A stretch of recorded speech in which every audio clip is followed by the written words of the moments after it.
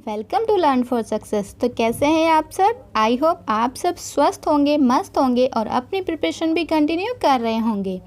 आज से हम हिंदी व्याकरण की क्लासेस स्टार्ट करने जा रहे हैं, जो आपकी आने वाली सभी प्रतियोगी परीक्षाओं के लिए बहुत महत्वपूर्ण है। Specially for UPSI, UP TET, super TET, railway, इन सभी एग्ज़ाम की प्रिपरेशन में हमारी ये क्लासेस आपके लिए बहुत मददगार साबित होंगी। हम हिंदी व्याकरण की ये सीरीज़ टॉपिक वाइज डिस्कस करेंगे और हर टॉपिक को एकदम बेसिक से स्टार्ट करेंगे। इन वीडियोस में हम क्वेश्चन आंसर डिस्कस करेंगे। अगर आपको इन टॉपिक को डिटेल में समझना है तो कमेंट कीजिए। आपके कमेंट के अकॉर्डिंग हम आपको इनकी डिटेल वीडियोस प्रोवाइड कराएंगे। तो चलिए स्टार्ट करते हैं। और हाँ, आपको भी मेरे साथ साथ अपने स्कोर नोट डाउन करते जाना है, ताकि आप जान सको कि आपकी प्रिपरेशन किस लेवल पर है। ठीक है, तो आज हम हिंदी व्याकरण का सबसे फर्स्ट टॉपिक पढ़ने जा रहे हैं, वर्ण विचार। वर्ण विचार का हमारा पहला पार्ट है। तो चलिए स्टार्ट करते हैं। तो सबसे पहले है क्वेश्चन फर्स्ट क्वेश्चन है हमारा, भाषा की सबसे छोटी इकाई है। तो भाषा की सबसे छोटी इकाई क्या है? ऑप्शन ए है हमारा शब्द, बी व्यंजन, सी स्वर या फिर डी वर्ण। तो भाषा की सबसे छोटी इकाई क्या होती है? इसे जानने से पहले आप जानिए कि भाषा का अर्थ क्या होता है। भाषा का अर्थ होता है बोलना, अर्थात भाषा संस्कृत के भाष धातु से बनी है और भाष धातु का अर्थ होता है बोलना। भाषा की सार्थक इकाई वाक्य होती है। ठीक है, सबसे बड़ी इकाई क्या होती है? वाक्य। और वाक्य से छोटी होती है उपवाक्य। उपवाक्य से छोटी इकाई होती है पदबंध और पदबंध से भी छोटी इकाई होती है पद अर्थात शब्द। ठीक है, और पद से भी छोटी इकाई होती है अक्षर। अब अक्षर छोटी इकाई है लेकिन सबसे छोटी नहीं है। क्यों? क्योंकि अक्षर से भी छोटी इकाई ध्वनि या वर्ण होते हैं। जैसे अगर हम बोले कि राम, तो राम शब्द में दो अक्षर हैं। ठीक है, अक्षर तो दो हैं, रा और म, लेकिन अक्षर तो दो है, रा और म, लेकिन वर्ण कितने हैं? वर्ण इसमें चार हैं, र प्लस आ प्लस म प्लस अ। तो क्या हो गया? ये बन गया राम। तो इसमें वर्ण कितने हैं? इसमें वर्ण है चार। तो और अक्षर कितने हैं? अक्षर है दो। तो सबसे छोटी इकाई क्या होगी हमारी? सबसे छोटी इकाई हो गई हमारी वर्ण। ठीक है, आगे देखिए, आगे है सेकंड क्वेश्चन है हमारा, वर्णमाला कहते हैं। तो वर्णमाला किसे कहते हैं? तो ऑप्शन ए शब्द के समूह को, बी वर्णों के संकलन को, सी शब्द गणना को या फिर डी। तो वर्णमाला किसे कहते हैं? आई होप सब अच्छे से जानते होंगे। तो क्योंकि ये क्वेश्चन तो एकदम बेसिक से है। वर्णमाला किसे कहते हैं? वर्णमाला कहते हैं वर्णों के व्यवस्थित समूह को। ठीक है, आगे चलिए, आगे है हमारा थर्ड क्वेश्चन, निम्न में से कंठीय ध्वनियाँ कौन सी है? तो कंठीय ध्वनि का मतलब आप जानते ही होंगे। कंठीय ध्वनियाँ किसे कहते हैं? जो कंठ से उच्चारित होती है। अब इसे जानने से पहले आप जानिए कि जिन व्यंजनों का उच्चारण करते समय हवा फेफड़ों से निकलते हुए, ठीक है, किसे? फेफड़ों से निकलते हुए मुंह के किसी स्थान विशेष, मतलब किसी भी स्थान को स्पर्श करते हुए निकले। ठीक है, स्थान मतलब जैसे कंठ, तालु, मूर्धा, दांत या होठ, इनसे स्पर्श करते हुए निकले तो उसे क्या बोलते हैं? स्पर्श व्यंजन। ठीक है, और इन्हीं स्पर्श व्यंजन में अलग अलग कैटेगरी हैं। कंठीय ध्वनियाँ हो गई, फिर हो गई तालव्य ध्वनियाँ, मूर्धन्य, दंत्य या ओष्ठ है। तो ऐसे ही हमारे अलग अलग वर्ग होते हैं। जैसे क वर्ग में आते हैं क, ख, ग, घ, अंग। तो ये क्या है? इन्हें आप बोलकर एक बार प्रैक्टिस कर सकते हो। बोलकर देखिए तो ये कहाँ से निकल रहे हैं? इनकी ना जीभ कहीं लग रही है, ठीक है, ना जीभ कहीं टच हो रही है और ना हमारे दांत। तो ये सीधे कहाँ से निकल रही है? कंठ से निकल रहे हैं। तो इन्हें कंठीय ध्वनियाँ बोली जाएंगी। ठीक है, जैसे क, ख और य, र, च, ज, ट, ण। ये क्या है? ये हमारी कहीं ना कहीं से स्पर्श हो रही है। तो इन्हें हम आगे डिटेल में समझेंगे। तो आई होप आंसर आप समझ गए होंगे। तो इसका आंसर क्या होगा? इसका आंसर होगा क और ख। ठीक है, आगे देखिए, स्थान के आधार पर बताइए कि मूर्धन्य व्यंजन कौन से होते हैं। अब मूर्धन्य जानिए कि मूर्धन्य कौन से होती है।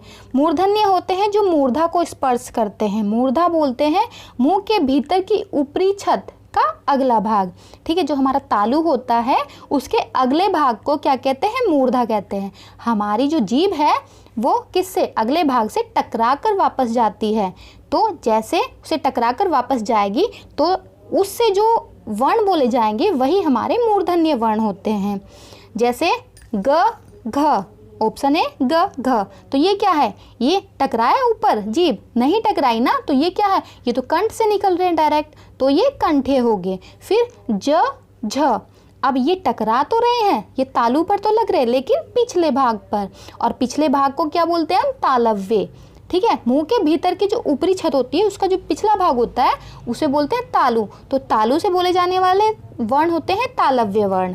ठीक है, तो हमें क्या करना है? हमें मूर्धन्य देखने हैं। आगे देखिए ड ढ, तो ड ढ, ये देखिए आपकी जीभ कहाँ लगी? जीभ ऊपर लगी ना, और ऊपर कहाँ? अगले भाग पर लगी। तो यही होते हैं हमारे मूर्धन्य व्यंजन। आगे देखिए प और फ, इसमें जीभ कहाँ लग रही है? इसमें जीभ नहीं, इसमें हमारे होंठ टच हो रहे हैं, तो ये क्या है? ये ओष्ठे बोले जाते हैं। तो इसका आंसर क्या होगा? मूर्धन्य व्यंजन कौन से हैं? इसका आंसर होगा ऑप्शन सी। ऑप्शन सी में क्या है? ड और ढ, यही हमारा आंसर है। आगे देखिए, निम्न में से अल्प प्राण वर्ण कौन से हैं? तो अल्प प्राण किसे कहते हैं? देखिए, अल्प प्राण होते हैं जिन व्यंजनों के उच्चारण में मुख से कम हवा निकले। हर वर्ग का पहला, तीसरा और पांचवा व्यंजन, ये होते हैं हमारे अल्प प्राण व्यंजन। इनमें मुख से क्या है? बहुत कम हवा निकलती है, मतलब टाइम बहुत कम लगता है। और महाप्राण कौन से होते हैं? जिन व्यंजनों के उच्चारण में मुख से अधिक हवा निकले और जिनका उच्चारण क्या करते हैं? उच्चारण में थोड़ा टाइम लगे, तो वो क्या है? महाप्राण होते हैं। ये कौन से होते हैं? ये हर वर्ग का दूसरा और चौथा व्यंजन होता है। ठीक है, अब आप समझ ही गए होंगे कि अल्प प्राण कौन कौन से हैं इसमें। तो अल्प प्राण कौन से होंगे? ऑप्शन ए अ आ, ऑप्शन बी क ग, ऑप्शन सी थ ध और ऑप्शन डी फ और भ। तो आप बताइए इसमें पहला, तीसरा और पांचवा वर्ण होता है ना? तो इसमें पहला और तीसरा किस में है? अ आ, ये क्या है? पहला और दूसरा है। थ ध, ये भी क्या है? ये पहला और तीसरा नहीं है ना? आगे देखिए प और भ, प और भ क्या है? प पहला है लेकिन भ चौथा है। तो इसका आंसर क्या होगा? इसका आंसर होगा हमारा ऑप्शन बी, क और ग। ये क्या है? क पहला है और ग तीसरा है। तो सही आंसर क्या है हमारा? ऑप्शन बी, क और ग। 6 क्वेश्चन देखिए हमारा, निम्न में से नासिक के व्यंजन कौन सा है? तो नासिक के व्यंजन किसे कहते हैं? अब ये समझिए, नासिक के व्यंजन हर वर्ग का पांचवा व्यंजन होता है। ठीक है, इसे नाक से बोला जाता है। अगर हम इसका अब जैसे मानक हिंदी में प्रयोग करते हैं तो इसका प्रयोग हम कैसे? अनुस्वार के रूप में कर देते हैं। अनुस्वार तो जानते होंगे ना सब, अनुस्वार किसे कहते हैं? जो ये ऊपर बिंदी लगाते हैं, यही हमारा अनुस्वार होता है। तो मानक हिंदी के अकॉर्डिंग हर पांचवें व्यंजन को हम क्या? अनुस्वार में परिवर्तित कर सकते हैं। तो आप समझ गए, हर वर्ग का पांचवा व्यंजन ही नासिक के व्यंजन कहा जाता है। जैसे ऑप्शन ए श, ये क्या है? पांचवा है? नहीं है। बी में क्या है? अइया, अइया क्या है? पांचवा है? जी हाँ, बिल्कुल पांचवा है। सी क्या है? ग कौन सा है? तीसरा है। डी क्या है? डी में ज है, तो ज में क्या है? ज तो कौन सा है हमारा? तीसरा है। ठीक है, तो हमें अपना आंसर मिल गया। तो हमारा आंसर क्या होगा? इसमें हमारा आंसर होगा ऑप्शन बी। ठीक है, ऑप्शन बी में क्या है? अइया। अइया क्या है? अइया हमारा च वर्ग का पांचवा व्यंजन है। और पांचवा व्यंजन क्या है? पांचवा व्यंजन ही नासिक का व्यंजन होता है। ठीक है, तो आंसर क्या होगा? इसका आंसर होगा ऑप्शन बी। आगे देखिए, ए और ऐ, ये वर्ण क्या कहलाते हैं? ये वर्ण क्या कहलाते हैं? ऑप्शन ए नासिक्य, ऑप्शन बी मूर्धन्य, ऑप्शन सी ओष्ठ्य या फिर ऑप्शन डी तालव्य। तो इसका आंसर क्या होगा? अब देखिए, इसमें ए ऐ बोल के देखिए कहाँ से आवाज़ निकल रही है? कंठ से, है ना? लेकिन साथ ही साथ तालु पे भी लग रहा है ना? इसीलिए इसका आंसर होगा ऑप्शन डी, कंठ तालव्य। ठीक है, ये कंठ से भी बोले जाते हैं और साथ ही साथ आवाज़ कहाँ से निकलती है? तालव्य को भी टच करती है। तो आंसर क्या हो गया? आंसर हो गया ऑप्शन डी, कंठ तालव्य। आगे देखिए, हिंदी वर्णमाला में अयोगवाह वर्ण कौन से होते हैं।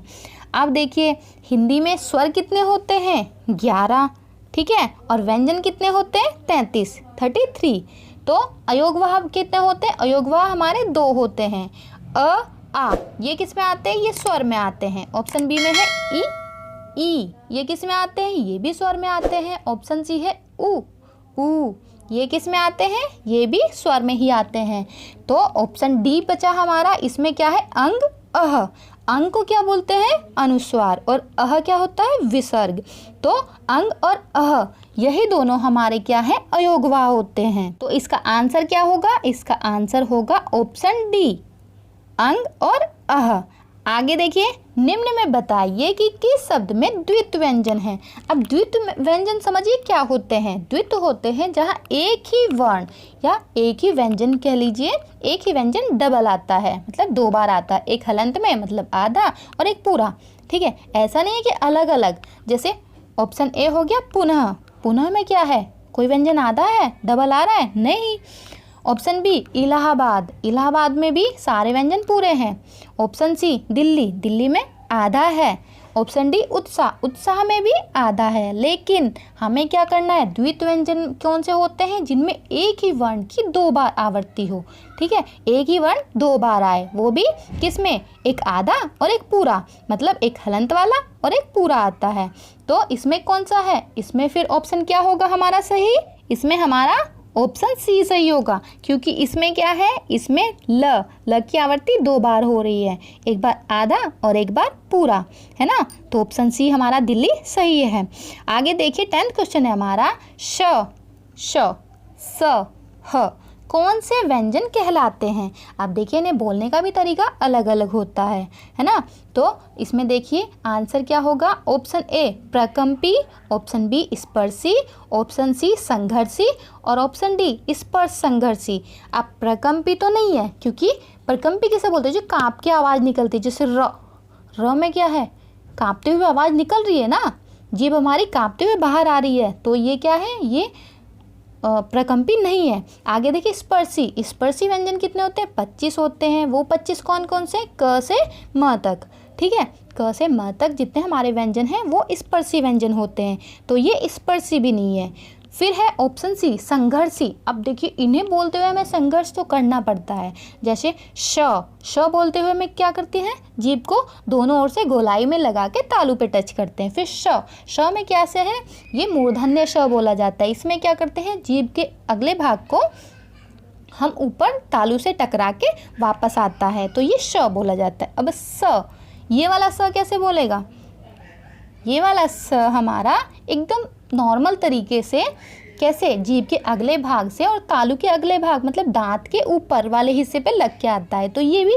स हो जाएगा, ठीक है। फिर ह में भी क्या है, आवाज़ एकदम अंदर से निकल रही है, इसमें भी हमें थोड़ा जोर लगाना पड़ता है, मतलब संघर्ष लगाना पड़ता है।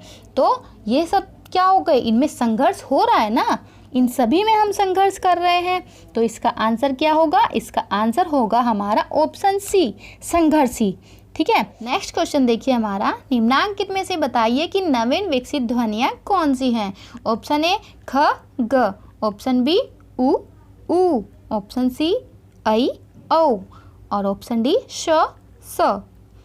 तो सॉरी, इसमें ऑप्शन ए जो ख और ग है, इनमें दोनों में नीचे नुक्ता है, ठीक है, और नुक्ता ही हमारा क्या है, नवीन विकसित ध्वनियाँ हैं। तो इसका आंसर क्या होगा, इसका आंसर होगा ऑप्शन ए ख और ग, लेकिन ये वाले नहीं, इनमें नीचे नुक्ता लगेगा, ठीक है, तब हमारा आंसर सही होगा। आगे देखिए, निम्न में से कौन सा घोष वर्ण है। अब देखिए, घोष वर्ण क्या होते हैं। घोषत्व के आधार पर घोष का अर्थ 2 प्रकार से होता है, एक अघोष और एक सघोष। सघोष को ही घोष भी कह देते हैं। अघोष कौन से होते हैं, जिन ध्वनियों के उच्चारण में स्वर तंत्रियों में कंपन ना हो, मतलब बोलते टाइम कंपन नहीं होता है, वो अघोष होते हैं। और सघोष यानी कि घोष कौन से होते हैं, जिन ध्वनियों के उच्चारण में स्वर तंत्रियों में कंपन हो, वो हमारे घोष होते हैं, ठीक है। अब इसे पहचानने का एक और तरीका है, हर वर्ग का पहला और दूसरा व्यंजन तो अघोष होता है, और बाद के तीनों मतलब तीसरा चौथा पांचवा व्यंजन क्या होते हैं, ये सघोष होते हैं। ठीक है, तो पहला दूसरा होगा अघोष और तीसरा चौथा पांचवा होगा सघोष। तो अब देखिए ख कौन सा है, ख तो हमारा दूसरा है ना, तो ये अघोष हो गया, इसका मतलब घोष नहीं है। ऑप्शन बी में च पहला हो गया, तो ये भी क्या है, ये भी अघोष है। आगे देखिए ऑप्शन सी में म कौन सा वाला है, म हमारा पांचवा व्यंजन है ना, तो ये हमारा सघोष हो गया मतलब घोष। और ऑप्शन डी में थ क्या है, दूसरा है, तो ये भी क्या हो गया, अघोष है। ठीक है, तो इसमें हमें एक ही मिला है, इसमें सघोष कौन सा है, सघोष है इसमें ऑप्शन सी म।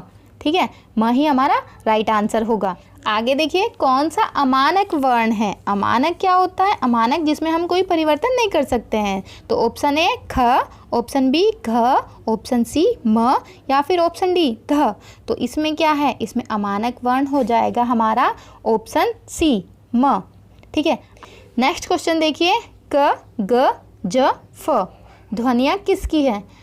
थोड़ा सा मिसप्रिंट हो गया है, देखिए क के नीचे भी नुक्ता है, ग के भी ज के भी। ठीक है, तो ये क्या हो जाएगा, क ग ज फ। तो ये क्या है, ये ध्वनियाँ किसकी है। ऑप्शन ए संस्कृत की, बी अरबी फारसी की, सी अंग्रेजी की या फिर डी दक्षिणी भाषाओं की।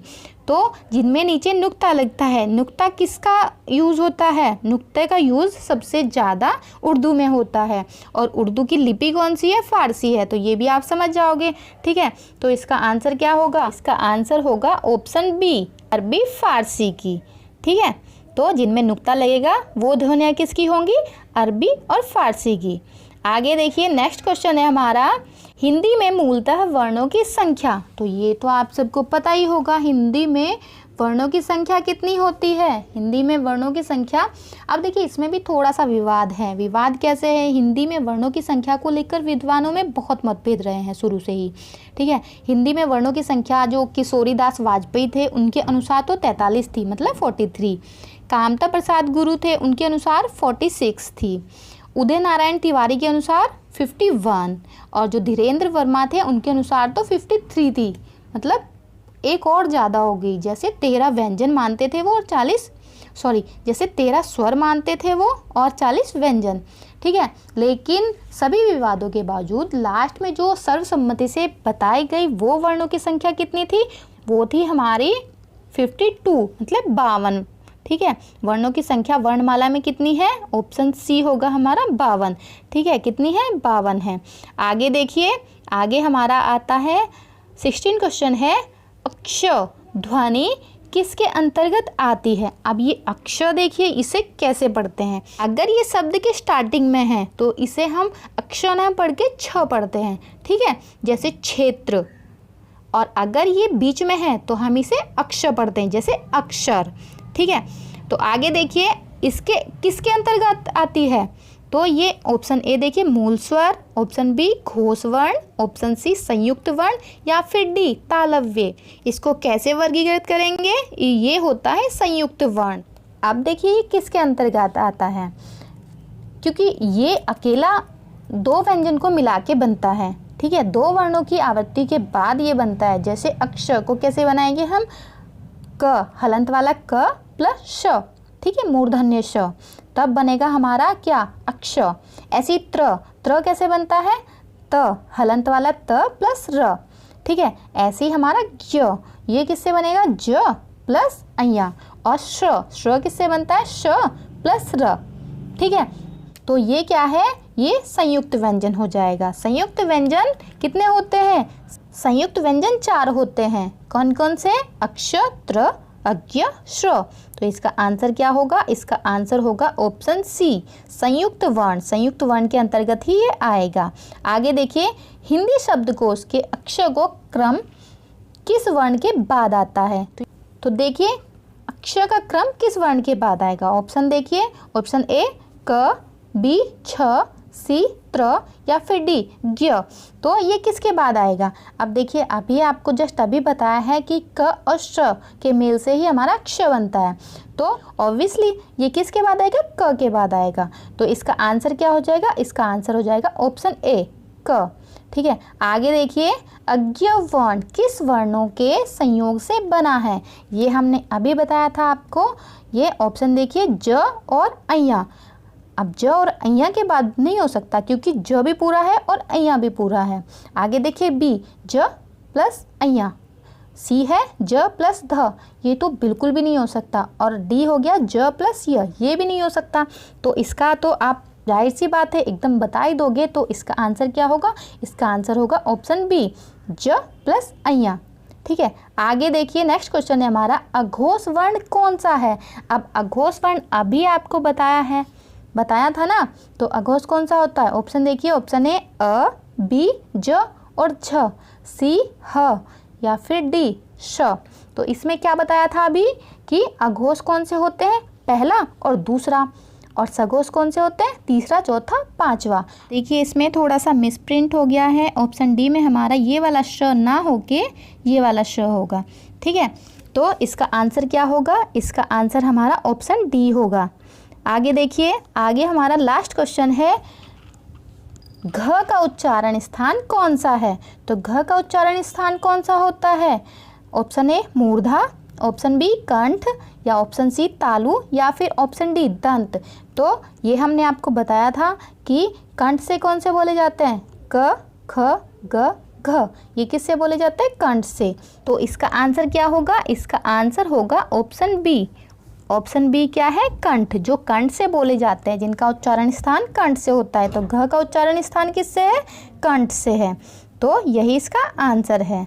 तो ये थी हमारी आज की वीडियो आपको कैसी लगी कमेंट बॉक्स में ज़रूर बताइए। अगर आपको इसकी पीडीएफ चाहिए तो उसके लिए आप हमारे टेलीग्राम चैनल को ज्वाइन कर सकते हैं। वीडियो को लाइक एंड शेयर कीजिए, और अगर आप चैनल पर नए हैं तो प्लीज़ चैनल को सब्सक्राइब कीजिए, जिससे मुझे मोटिवेशन मिलेगा और मैं आपके लिए ऐसे ही इंपॉर्टेंट टॉपिक्स पर वीडियो लाती रहूँगी। Thanks for watching my video.